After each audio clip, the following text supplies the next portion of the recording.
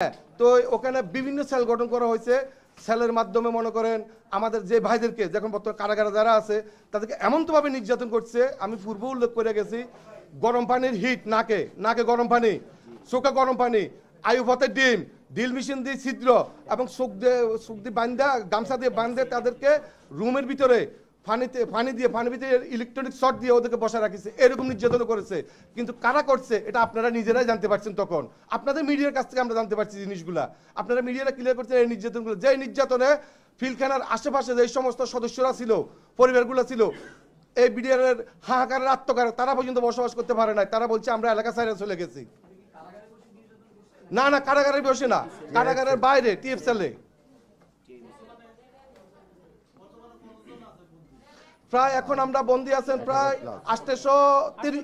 834 জন বর্তমানে বন্দী আছেন। সবাই সাজা দিছে।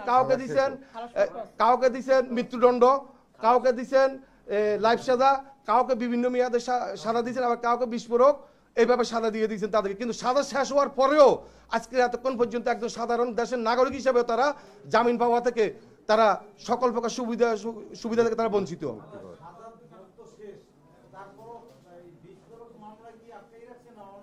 সঠিক বিস্ফোরক মামলা শেষের পরেও এখনো আমাদের যেমন 2 বছর সাজা হয়েছে তার, আজকে 16 বছর কারাগারে, 2 বছর সাজা, তার সাজা শেষ করে আরো 14 বছর সে কারাগারের ভিতরে অবস্থান করতেছে। এটার আসল রহস্যটা কোথায় আপনাদের মাধ্যমে এটা বাইর করতে চাচ্ছি।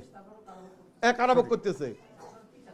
আমরা চাচ্ছি আর পরিবার বিডিআর কল্যাণ পরিষদের আয়োজিত আজকের সংবাদ সম্মেলনের সম্মানিত সভাপতি এবং সাংবাদিক বৃন্দ ভাই এবং কারা নির্যাতিত পরিবারের স্ত্রী, সন্তান, পিতা, মাতা এবং স্বজনরা সবাইকে জানাই আমি শুভেচ্ছা এবং সালাম। আসসালামু আলাইকুম ওয়া রাহমাতুল্লাহ। প্রিয় উপস্থিতি, আজকে আমরা এখানে এই সংবাদ সম্মেলন করার কারণ বিডিআরে যে সমস্ত আমাদের বন্দী ভাইয়েরা এখনো কারাগারে নির্যাতিত অবস্থায় আছেন তাদের পক্ষ থেকে এই সংবাদ সম্মেলনের আয়োজন করা হয়েছে। প্রিয় উপস্থিতি, আপনারা সকলে অবশ্য অবগত আছেন 2009 সালে 25-26 ফেব্রুয়ারি তৎকালীন বিডিআর পিলখানায় তৎকালীন সরকারের ইন্ধনে একটি পরিকল্পিত হত্যাকাণ্ড ঘটানো হয়। যে হত্যাকাণ্ডে 18,519 জন সদস্যকে চাকরিচ্যুত করেন জেল জুলুমের অত্যাচারের মাধ্যম দিয়ে। এতেও তারা ক্ষান্ত হননি। এরপরে তারা বিভিন্ন মেয়াদে আমাদের ভাইদেরকে সাজা প্রদান করেন। সর্বোচ্চ সাজা ফাঁসি থেকে শুরু করে যাবজ্জীবন এবং বিভিন্ন মেয়াদে সাজা, যাদের এখনো পর্যন্ত সাজা শেষ হওয়ার পরেও কারাগার থেকে বাইর হওয়ার কোনো সুযোগ দেন নাই তাদেরকে।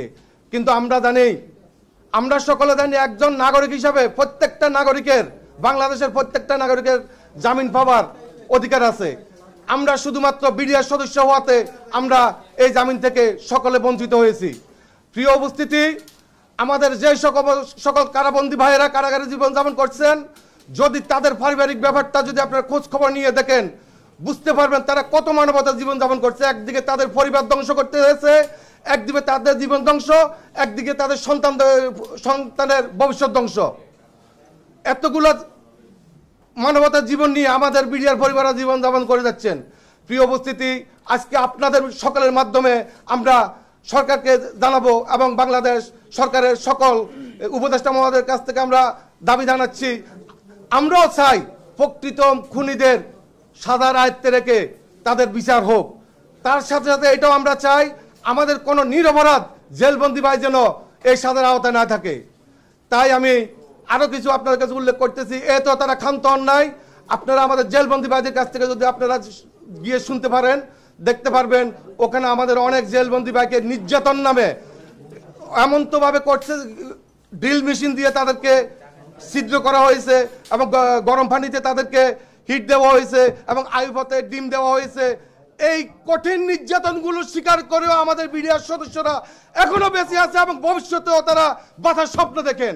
কিন্তু এই স্বপ্নগুলো আপনারা জাতির বিবেক, আপনারা আমাদের কাছে যে সমস্ত সাংবাদিক ভাইয়েরা উপস্থিত আছেন, আপনারা জাতির বিবেক, আপনাদের মাধ্যমে আমরা আমাদের এই খবরগুলো পৌঁছাতে চাই বর্তমান বাংলাদেশ সরকারের কাছে। আপনাদের এই খবরের মাধ্যমে যেন আমাদের কারা নির্যাতিত ভাইরা যেন সকল প্রকার মামলা থেকে অব্যাহতি পেয়ে যেন পুনরায় আমাদের মাঝে ফিরে আসতে পারেন এবং তার সাথে সাথে তাদেরকে জামিনের মাধ্যমে মামলা থেকে অব্যাহতি দিয়ে পুনরায় যেন তাদের সম্মান ফিরিয়ে দিয়ে তাদেরকে চাকরিতে পুনর্বহাল করা হয়।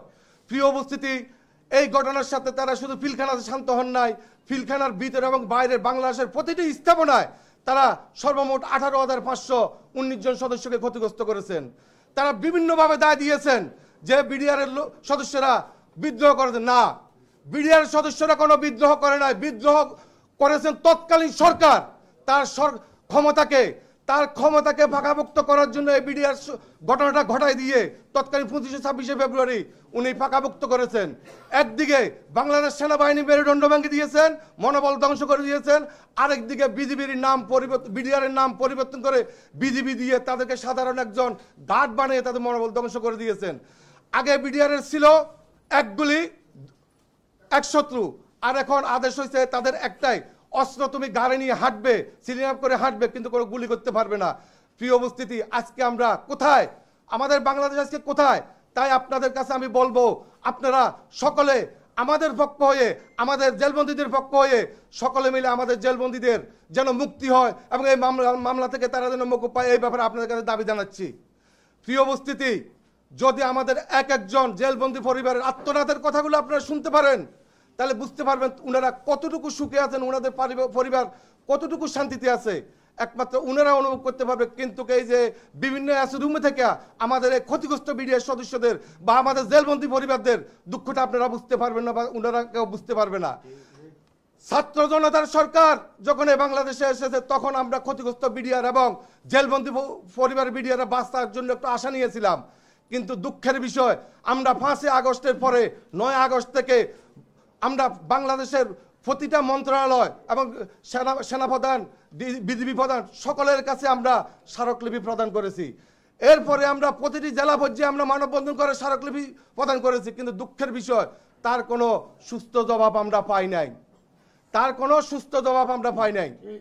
কিন্তু আমরা চাই আমাদেরকে সুস্থ জবাব দিয়ে আমরা এই দেশের সন্তান, আমাদেরকেও যেন সাধারণ মানুষ হিসেবে বাঁচার স্বপ্নটা পূরণ করার সেই সুযোগ তারা করে দেন এবং আমাদের জেলবন্দী ভাইদেরকে মুক্তি দিয়ে তাদের পরিবারের কাছে ফিরিয়ে আনেন। আমি আর আজকে বক্তব্য দীর্ঘায়িত করব না, পরিশেষে আমি আপনাদের সকলের মঙ্গল কামনা করে আজকের মতো এখানে শেষ করছি। আসসালামু আলাইকুম ওয়া রাহমাতুল্লাহ।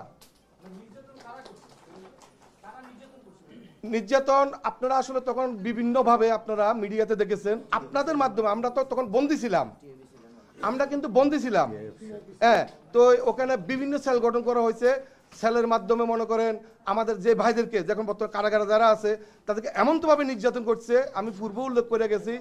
গরম পানির হিট, নাকে গরম পানি, চোখে গরম পানি, আয়ু পথে ডিম, ডিল মেশিন দিয়ে ছিদ্র এবং চোখ দিয়ে বান্ধা, গামছা দিয়ে বান্ধে তাদেরকে রুমের ভিতরে পানির ভিতরে ইলেকট্রনিক শর্ট দিয়ে ওদেরকে বসা রাখিছে। এরকম নির্যাতন করেছে, কিন্তু কারা করছে এটা আপনারা নিজেরাই জানতে পারছেন। তখন আপনাদের মিডিয়ার কাছ থেকে আমরা জানতে পারছি জিনিসগুলা, আপনারা মিডিয়ারা ক্লিয়ার করছেন এই নির্যাতনগুলো। যে নির্যাতনে ফিলখানার আশেপাশে যে সমস্ত সদস্যরা ছিল, পরিবারগুলো ছিল, এই বিডিআরের হাহাকারের আত্মকার, তারা পর্যন্ত বসবাস করতে পারে নাই। তারা বলছে আমরা এলাকা ছাড়ে চলে গেছি।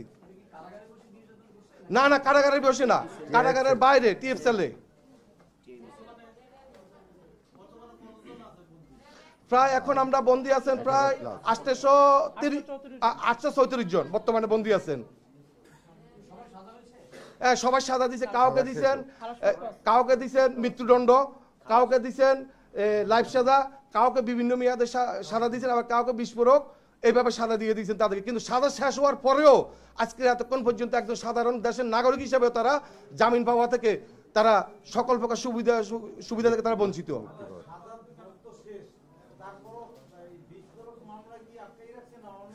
সঠিক বিস্ফোরক মামলা শেষের পরেও এখনো আমাদের যেমন 2 বছর সাজা হয়েছে তার, আজকে 16 বছর কারাগারে, 2 বছর সাজা, তার সাজা শেষ করে আরো 14 বছর সে কারাগারের ভিতরে অবস্থান করতেছে।